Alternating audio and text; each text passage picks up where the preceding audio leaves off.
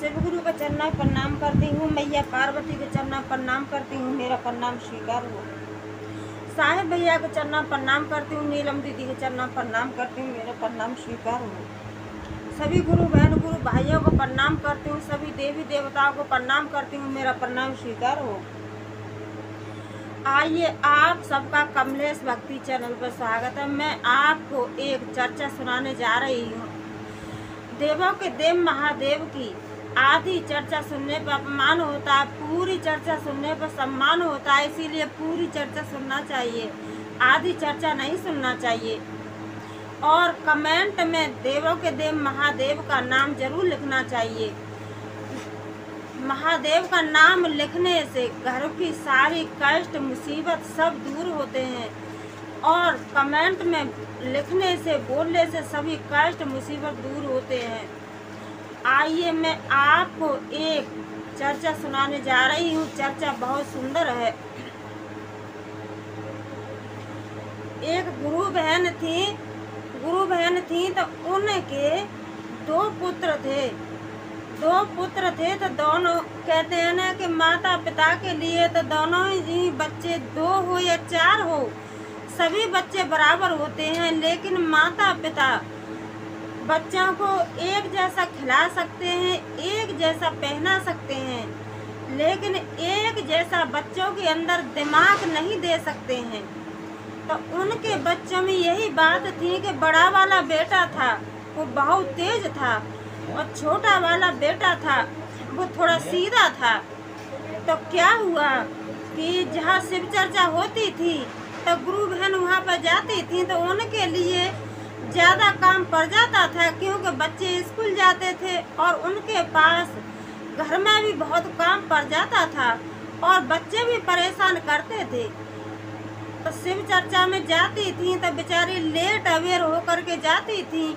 तो शिव चर्चा में और भी गुरु बहन थी, वो उनसे कहती थी कि बहन आप बहुत उदास रहती हो, आपका मन कभी खुश नहीं रहता है, और न कभी आप शिव चर्चा में टाइम से आती हो। तो गुरु बहन थी वो बेचारी कहती थी कि बहन मेरे ऊपर बहुत काम पड़ जाता है, बच्चों को भी स्कूल भेजना है, घर का भी काम काज करना है, इसीलिए मैं टाइम से शिव चर्चा में नहीं आ पाती हूँ। तो यही कह करके वो टाल देती थी। तो और गुरु बहन थी वो उनसे कहती थी कि बहन अब तो आपके बच्चे बड़े हो गए हैं, शादी योग्य हो गए हैं, और अब आप अपने बड़े बेटे की शादी कर लीजिए, तो आपके घर में बहू आएगी, तो आपको चर्चा में आने के लिए और पूजा पाठ करने के लिए थोड़ा सा समय मिल जाएगा। तो गुरु बहन थी वो कहती थी कि हाँ शादी तो करना है, शादी तो करना है, लेकिन जो बच्चे थे वो आपस में बहस करते थे, इस बात को बेचारी किसी को नहीं बताती थी। तो कुछ दिन बाद उन्होंने अपने बड़े बेटे की शादी कर ली। तो बड़े बेटा था वो सर्विसमैन था, और छोटा था वो अपना घर ही में खेती क्यारी में काम करता था। तो जो बड़े वाले की पत्नी घर में आई तो वो कुछ काम नहीं करती थी, और गुरु बहन जो पहले परेशान रहती थी उससे अधिक ज़्यादा बेटे की शादी करने के बाद दुखी रहने लगी, और किसी से अपने मन की बात कह भी नहीं पाती थी। क्यों कि अगर अपने घर की बात किसी दूसरे को बताएंगी तो इधर उधर वाले मजाक बनाएंगे, हंसी उड़ाएंगे, इसीलिए बेचारी कुछ नहीं कहती थी। तो घर में बहू आ गई तो उनका तो बेचारी का वही जैसे आज था जैसे कल भी था, तो बेचारी को काम तो पूरा करना ही पड़ता था। चर्चा में टाइम से नहीं जा पाती थी, और इसी तरीके से उनका समय चलता जा रहा था। समय चल रहा था तो उन्होंने छोटे बेटे की भी शादी कर ली। तो छोटी वाली बहू थी वो भी कुछ भी नहीं करती थी। तो गुरु बहन के लिए और ज़्यादा समस्या खड़ी हो गई, क्योंकि घर में दो दो बहुएं आ गईं, लेकिन बहू थी एक दूसरे से बहस करती थी, और घर का काम काज कुछ कुछ नहीं करती थी, क्योंकि बड़ी वाली थी वो तो कहती थी कि मेरा पति तो सर्विसमैन है और मेरा पति इतना कमाते हैं, मैं इस घर में काम करने के लिए नहीं आई हूँ।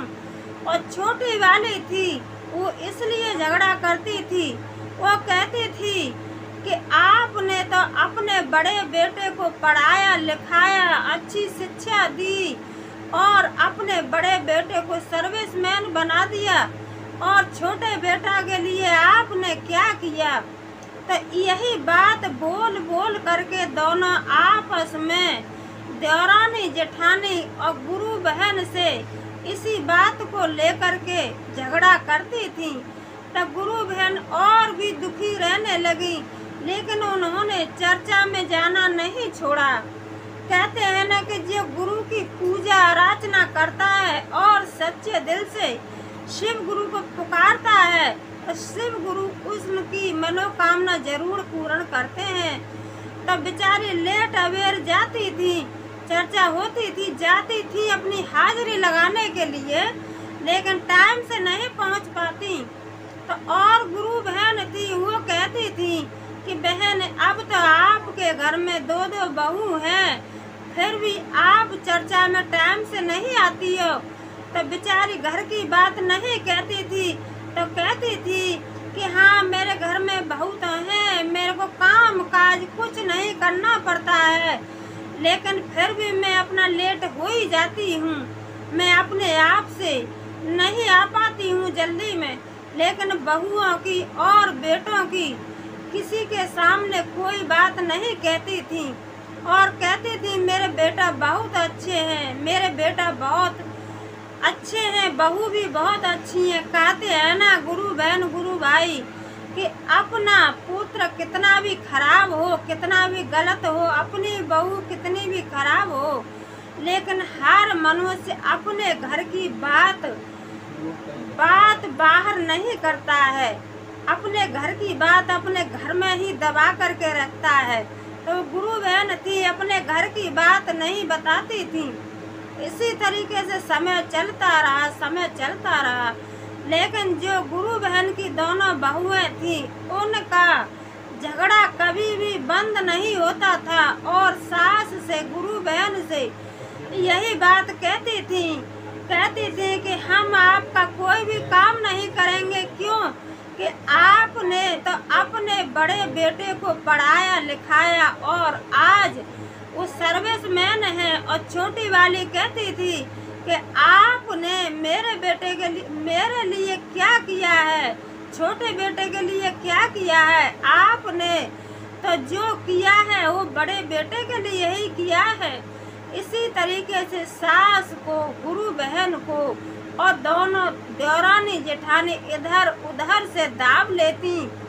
तब बेचारी क्या हुआ कि एक दिन मंदिर में शिव चर्चा हो रही थी, तो मंदिर के जो पुजारी थे और गुरु बहन थी वो कहने लगी कि बहन आपने अपने घर की कभी भी कोई बात नहीं बताई है, और आप हम सब से कोई हर बात छिपा लोगी, कोई बात नहीं, लेकिन अपने गुरु से तुम कोई बात नहीं छिपा पाओगी। और जो भी बात है आप अपने मन की बात अपने गुरु को बताओ, आप अपने गुरु को बताओगी तो गुरु आपकी प्रार्थना जरूर स्वीकार करेंगे और आप कोई बातों पर गुरु जरूर ध्यान देंगे। कहते हैं कि जो श्रद्धा और भक्ति से देवों के देव महादेव की पूजा अर्चना करता है उनकी देवों के देव महादेव प्रभु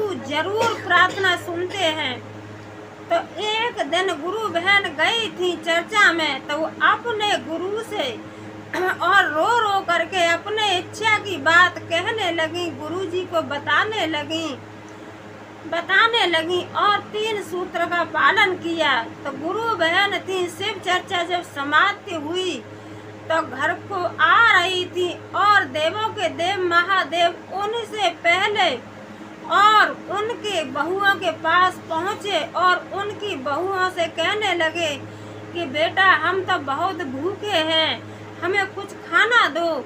तो वो तो देवों के देव महादेव थे, वो प्रभु थे, वो तो परीक्षा ले रहे थे, उन्हें कोई भूख प्यास कुछ नहीं था। तो प्रभु गए परीक्षा लेने के लिए, तो बहुओं से कहने लगे कि बेटा हमें तो बहुत भूख लगी है और हम तो बड़ी दूर से चल कर के आ रहे हैं। तो बड़ी वाली बहू थी, वो कहने लगी कि हमारे हाथ में कुछ नहीं है, सारा कुछ हमारी सास के हाथ में है।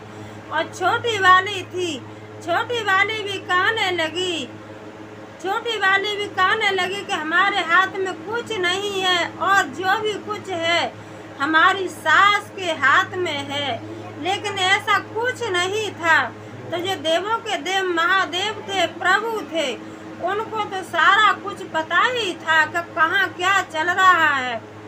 तो इतना कह करके दोनों बहुओं ने, और उनको किसी ने खाना नहीं दिया, नहीं पानी दिया। तो क्या हुआ कि वो दोनों बहू थी, वो एकदम से, और जैसे उनके घर में ऐसा लगा कि एकदम से आग जल गया, धुआं उठ गया, ऐसा होने लगा। तो दोनों की आंख बंद हो गई और दोनों एक दूसरे को खोजने लगी। और ऐसा कुछ नहीं था, ये तो देवों के देव महादेव परीक्षा ले रहे थे। दोनों एकदम से बहुएं ऐसी हो गई कि उनको लगा कि हमारे घर में आग लग रही है, धुआं उठ रहा है। इतने में देवों के देव महादेव थे, वो तो अपने अंतर्याम हो गए। और गुरु बहन थी, वो अपने घर पे आई और अपनी बहुओं को देखा, बहुओं को देखा तो घर में तो ऐसा लगा कि जैसे कुछ हुआ ही नहीं है। गुरु बहन को सब कुछ अच्छा लग रहा था। तो अपनी बहुओं से कहा कि बेटा क्या हुआ, बेटा क्या हुआ। तब बहू कहने लगी कि माताजी हमको तो लग रहा है कि हमारे घर में आग लग रही है, धुआं उठ रहा है। तो इतना बात कर रही थी, तो इतने में देवों के देव महादेव दोबारा से प्रकट हुए और कहने लगे, दोबारा से प्रकट हुए और कहने लगे कि आपके घर में क्या हो रहा है, कुछ नहीं हो रहा है। तो गुरु बहन थी, उन्होंने उनको देखा साधु जी को। तो जो बहू थी उनको तो कुछ दिखाई नहीं दे रहा था, क्योंकि घर में तो उनको धुआं चारों तरफ फैल रहा था। और जो गुरु बहन ने उनको देखा तो उनमें शंकर भगवान नजर आने लगे और मैया पार्वती नजर आने लगी। तो जो गुरु बहन थी वो हाथ जोड़ करके कहने लगी और कहने लगी कि प्रभु मुझसे क्या गलती हुई है कि आपने मेरी बहुओं को और मेरे घर को इस तरीके से धुआं से भर दिया है और मेरी बहुओं को कुछ दिखाई नहीं दे रहा है। तो शंकर भगवान कहने लगे कि आप तो मेरे एक प्रिय भक्त हो और आपकी बहू हैं, कि आपकी बहू आपस में दोनों झगड़ा टेंशन करती रहती हैं और आपका 3 सूत्र जो पालन करती हो, आपके 3 सूत्र के पालन में और चर्चा जाने में भी जी उलझन करती हैं। इस चीज का मैंने इनको ये दंड दिया है, अपराध दिया है। तो इतनी बात गुरु बहन ने सुनी। गुरु बहन ने और गुरुजी के पैर पकड़ लिए और कहने लगी कि हे प्रभु मेरी बहुओं को माफ कर दीजिए। कहते हैं ना गुरु बहन गुरु भाई कि अपनी संतान हर किसी को प्यारी लगती है। संतान कितनी भी गलत कर दे, कुछ भी कर दे, फिर भी माता पिता की तो एक ममता ही अलग होती है। तो माँ से बर्दाश्त नहीं हुआ, सास से बर्दाश्त नहीं हुआ, तो सास माफ़ी मांगने लगी और कहने लगी हे मेरे प्रभु, हे मेरे भोले बाबा, मेरी बहुओं को माफ़ कर दो, मेरी बहुओं को माफ़ कर दो। और अब मेरी बहू आपका शिव चर्चा में आएंगी जाएंगी और आपका 3 सूत्र का पालन करेंगी और मेरी बहुओं को माफ़ कर दो। तो देवों के देव महादेव ने अपनी शक्ति से, और जो घर में धुआं धुआं हो रहा था वो एकदम से बंद हो गया, और बहू भी दोनों ठीक हो गई। तो तीनों सास बहू एक दूसरे से और हिल मिल करके रहने लगी, और बहू भी देवों के देव महादेव प्रभु से प्रणाम किया और अपनी गलती का पश्चाताप करने लगी, और कहने लगी कि हे मेरे प्रभु, हम नहीं जानते थे कि आपकी भक्ति में इतनी शक्ति है।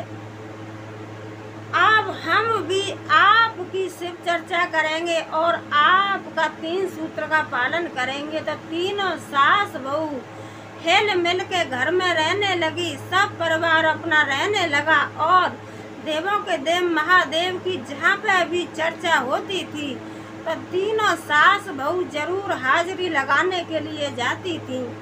तो यही कहते हैं कि देवों के देव महादेव जिस पर अपनी दया कर दें, अपना हाथ रख दें, तो उसका कोई कुछ नहीं बिगाड़ सकता है। तो ये देवों के देव महादेव जैसे आपने दोनों बहुओं की और गुरु बहन की मनोकामना पूर्ण की, ऐसे ही सभी गुरु बहन और गुरु भाइयों की मनोकामना पूर्ण करना और सब पर अपनी दया दृष्टि बरसाते रहना। और आप नए हो तो मेरे चैनल को लाइक शेयर कमेंट सब्सक्राइब जरूर कीजिए, और लास्ट में हर हर बोले ओम नमः शिवाय जरूर बोलिए। बोलो मैया पार्वती की जय, बोलो शंकर भगवान की जय, बोलो सच्चे दरबार की जय, हर हर बोले।